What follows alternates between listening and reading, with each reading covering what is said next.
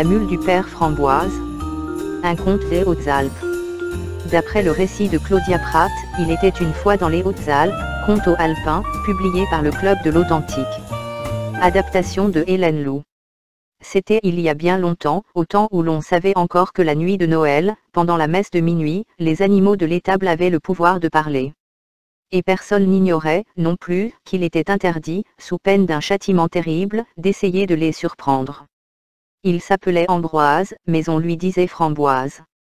Le nom de ce petit fruit délicat correspondait si peu à la stature imposante de notre homme, que cette appellation, due à un postillon facétieux, lui était restée.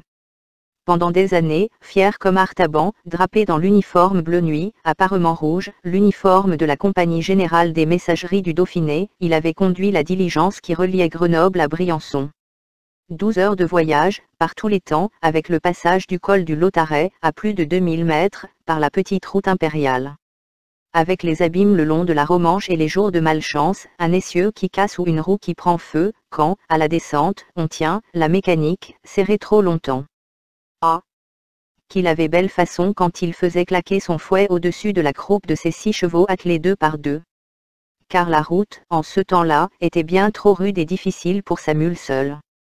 Et, dans la rampe des Commères, vers le Fresnay-d'Oisans, elle grimpait tellement que les voyageurs devaient descendre et marcher derrière la voiture pour soulager le chargement.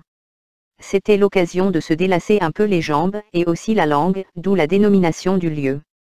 Enfin, tout cela pour dire que, dans sa sacrée vie, les mules et les chevaux, il avait toujours fait avec. Alors, lui raconter que les animaux parlaient, même la nuit de Noël, il aurait fallu lui en faire boire beaucoup, de verres de génépi, avant qu'il ne consente à commencer à croire à des sornettes de ce calibre.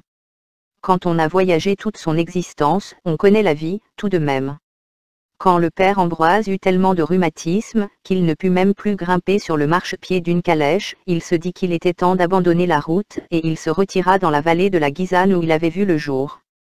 Il habita chez son fils, resté à la terre, qui exploitait une petite ferme sur un versant ensoleillé à 2 lieues environ de Briançon.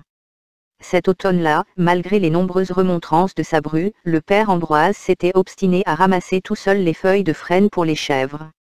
Et, bien sûr, dans le vent aigre du Lautaret, avec ses habitudes de ne pas fermer le col de sa chemise, comme au temps de la diligence où il offrait, au regard des dames rougissantes, le haut d'un magnifique poitrail, il avait pris froid.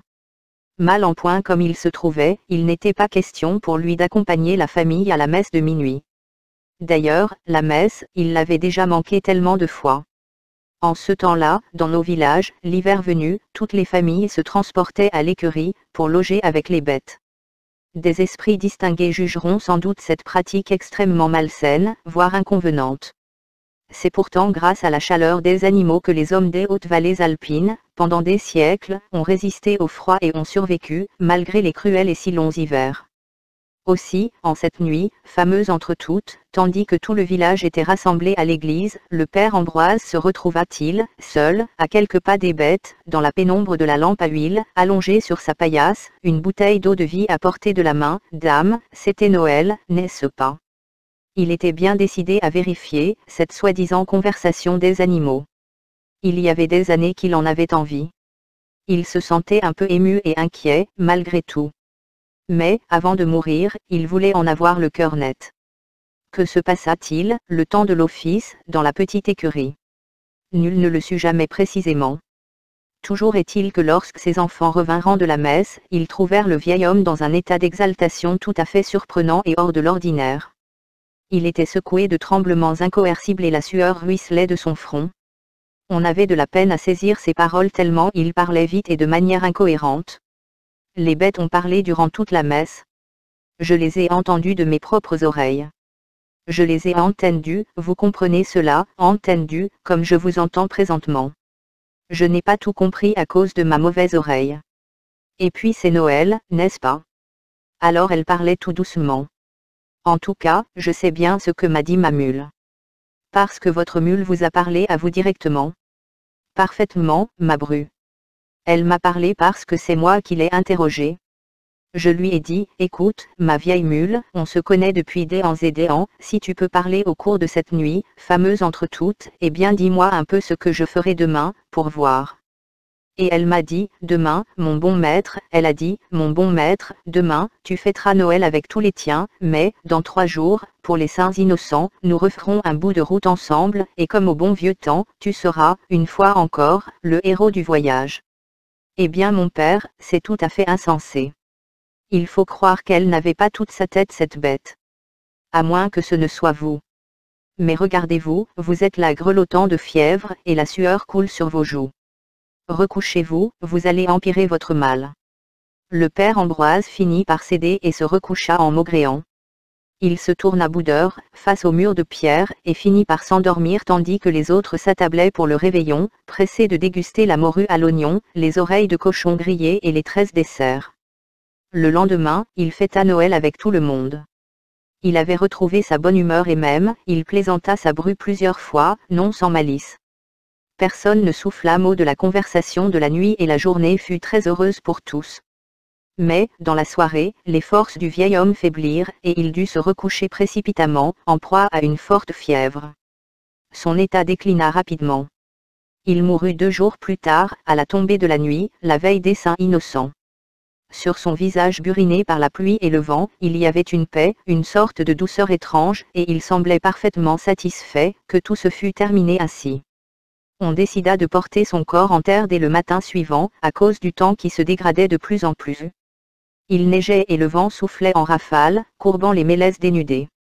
Mais quand le fossoyeur voulut atteler son cheval au corbillard, celui-ci, depuis longtemps enfermé et affolé par les tourbillons blancs, rua si fort qu'il aurait cassé les brancards si on ne l'avait reconduit prestement à sa stalle. Le cheval du voisin et tous les autres chevaux de la commune eurent le même comportement apeuré et viol. En désespoir de cause, le fossoyeur, confus, s'en vint trouver le fils du père Ambroise. « Tu ne pourrais pas me prêter la vieille mule de ton père, par hasard. Elle a tiré la diligence, été comme hiver, pendant des années, elle n'aura peut-être pas peur de la tempête, elle. » Le fils donna son accord et on sortit la bête. Elle se laissa atteler au corbillard docilement, malgré la tourmente qui plaquait la neige à son flanc. Stoïque, elle attendit sans broncher, dans le vent, que le cortège se formât, elle devant, et le père Ambroise, juste derrière, allongé dans sa caisse, avec ce contentement étrange sur le visage. Et c'est elle qui conduisit son maître à sa dernière demeure. Elle ouvrait la marche, la tête haute dans la tourmente, drapée dans une attitude très digne, un rien cavalière, si on peut dire ainsi, s'agissant d'une mule, de minces festons de glace pendant à ses naseaux, indifférente à la neige et au froid. Et tout au long du chemin enneigé, entre le village et le cimetière, la bru, le fils du père Ambroise, chacun des protagonistes de cette histoire, tous ceux du village, de s'interroger et de se tourmenter l'esprit au risque de se déclencher une grave fluxion du cerveau. Comment le vieillard avait-il pu connaître, et son mieux du jour de Noël, et, 3 jours à l'avance, la date de sa mort, celle de son enterrement dès le lendemain et, surtout que, de toutes les bêtes du canton, seule sa vieille mule accepterait de braver la tempête pour le conduire à sa dernière demeure. Hein? Comment? À moins que... Et tout, progressant au rythme lent et majestueux qu'imposait la mule à l'assemblée transie de froid, la regardait à la dérobée, étonné et incrédule, soupçonneux et dubitatif. Pour sûr que cette mule, elle savait tout. Mais cette histoire est d'un autre temps. À l'ère des chevaux mécaniques, il en va tout autrement. À moins que,